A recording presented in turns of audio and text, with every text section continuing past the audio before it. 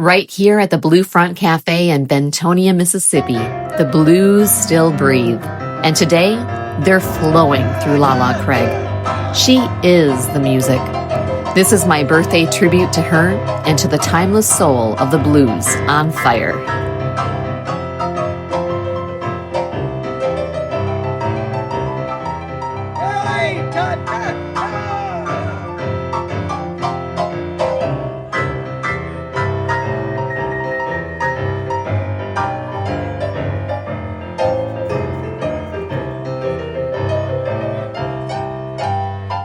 Down in the Delta, living in the country, catfish growing big. My neighbor, he's a farmer who's got a lot of ponds to dig. Me, I can't even buy no lawnmower.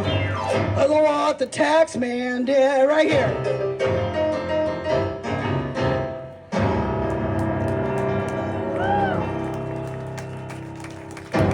Thank you. I gotta do something with this hair, yo. Or do I? Or don't I?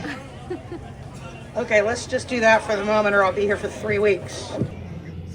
We're out a little bit of magic. Oh, wow. That was fast. Yeah. All right, and here, everybody, I have a really special musician, Lala Craig, and I just got done watching her at the Blue Front 77th anniversary, and she just rocked the stage. You were so fun to watch, Lola. Thank you. I mean, really, it just was amazing. Like, you just throw your body into the into it. It's a technique that's that a lot of time went into. Really? I've been playing piano since I was 12, but I've only been playing the blues since 33, and I'm 64 now, so you do the math. It's a lot of decades. Wow. That went into that. How did you learn? Right on my own. When I started blues, I made up my mind because I had been trying to play like Otis Spann or trying to play like Marcia Ball or Honey Piazza from Rod Piazza and the Mighty Flyers. I had all these heroes. Bill Payne from Little Feat, just a bunch of heroes. And I couldn't do anything even closely, in the ballpark with those people. So I made up my mind. I woke up and had just an epiphanous moment where I thought, what if I were on a deserted island and had to teach myself to play the piano, palm tree?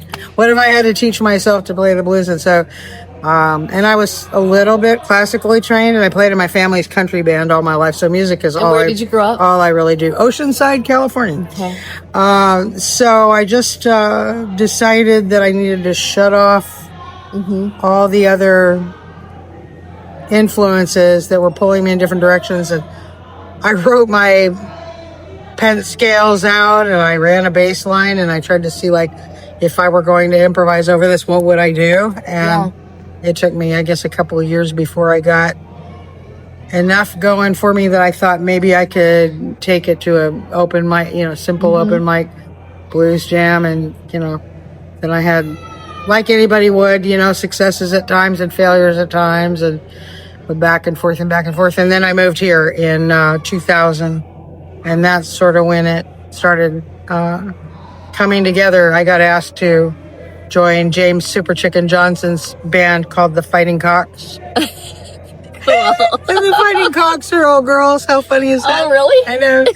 So it's great, and he's so talented and amazing. And my father was my first frontman, and Chicken was the next one, really, to be my frontman. And so inspired by both of them in different ways.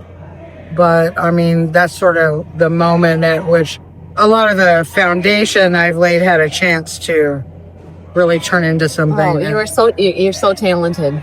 I know the first couple of years that I played with him, it was 2001 to 2003, and every once in a while somebody will say, "Oh, I saw Super Chicken in 2002, but you couldn't possibly have been with him because I would have remembered you." And I'm like, "No, I was in there already, but I hadn't gone, bonzo nuts yet." You didn't go rogue yet?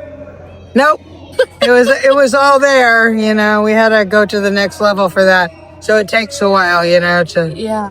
All I can say is you just put layer on layer of things, and you don't have the slightest idea what's going to happen, but it just feels right. And, before you know it, everyone say, I remember a gal sticking a mic in my face. Back then we didn't have these to do this, but she stuck a mic in my face during an interview and said, how does it feel to be a premier blues woman in Clarksdale? And I'm looking around like, who's she talking to? Because I couldn't believe that anyone would think that, but you know. And here you are. Do you have albums? I have one album that I put out in 2008 that really doesn't sound like me now, and it's called Bright Blue Light.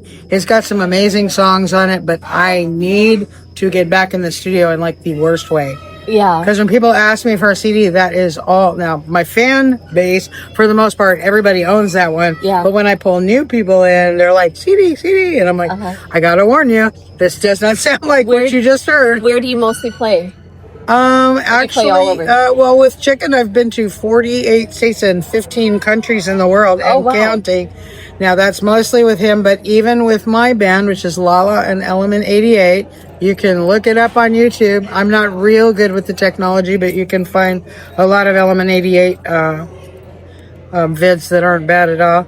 But even with them, I've started being able to go. I've gone solo to Norway. Oh, cool. Once. I've gone and I've taken my whole band several places, including New Jersey and several places in other states, Arkansas, Missouri. Most of them are nearby, but the Jersey thing was big to me. Cool. Because why? Go ahead.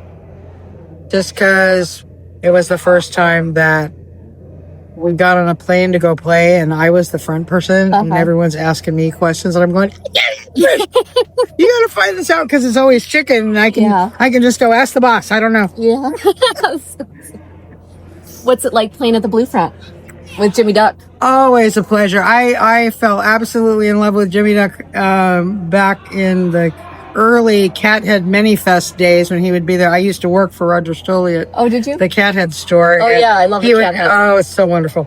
And, he really revolutionized what was going on in that town. Is Roger that right? Stoley did. Yeah, because we used to have music a couple times a week if we were lucky. And I say suddenly, but I saw some of the work he had to put in on all that. It wasn't sudden.